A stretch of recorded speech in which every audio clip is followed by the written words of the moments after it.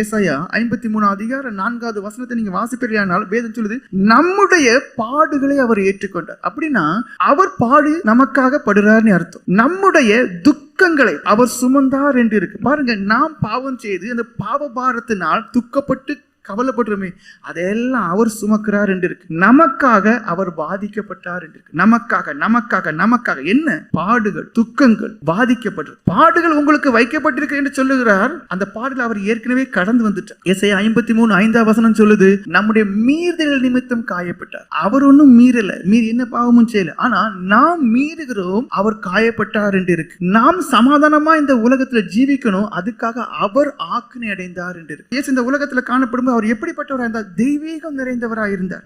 2 கொரிந்தியர் 5:21 சொல்லுது, இயேசு பாவம் அறியாதவர். இயேசு பாவம் அறியாதவர் என்று இருக்கு. பாருங்க, பாவமே செய்யாத ஒரு மனுஷன். அந்த மனுஷன் நமக்காக பாவத்தை ஏற்றுக்கொள்ளும் போது அது எப்படி இருக்குன்னு பாருங்க. இப்ப நம்ம பாவத்துல பழகிட்டோம், இயேசு பாவமே அறியாதவர். அப்ப அவர் பாவ பாரத்தை சுமக்கும் போது அவருக்குள்ள எவ்வளவு வலி இருக்கும். 1 யோவான் 3:5 சொல்லுது, இயேசுவினிடத்துல எந்த பாவமே கிடையாது. எபிரேயர் நிருபம் 7:26 பாருங்க, பரிசுத்தரும்.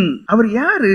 பரிசுத்தர். பாவ இன்பம், சிற்றின்பம் அதெல்லாம் அவருக்கு என்னன்னே தெரியும். அப்ப அவர் பரிசுத்தர், குற்றமற்றவரும், மாசில்லாதவரும். அவர்கிட்ட எந்த மாசுமே கிடையாது. மாசில்லாதவரும், பாவிகளுக்கு விலகினவரும். நீங்க ஏன் விழுறீங்கன்னா, பரிசுத்தவான்களோடு உங்க கூட்டுக்கட்டி இல்ல. உங்க கூட்டுக்கட்டி எல்லாம் துஷ்டனும், துன்மார்க்கனும், அசுத்தனும், பாவியும், லஞ்சம் வாங்குறவனும், பண ஆசை பிடிச்சவனும், பொருள் ஆசை பிடிச்சவனும் உங்க கூட்டுக்கட்டு. அப்ப ஆட்டோமேட்டிக்கா அவன் தரக்கூடிய ஆலோசனை எல்லாம் உள்ள போய் நீங்க எப்படியும் பண ஆசை பிடிச்சவங்க தான் இருப்பீங்க. பாவிகளுக்கு விலகினவரும், வானங்களிலும் உயர்ந்தவரும். பாருங்க, பாவமே செய்யாத ஒருவராக இருந்தார் தேவன். ஆனா இந்த உலகத்துல மனுஷனா இருக்கிறாரு. அவர் இதெல்லாம் சுமக்கும் போது அந்த பாடுகளுடைய அளவு வேற, சரீரத்தில் படக்கூடிய பாடுகள் வேற.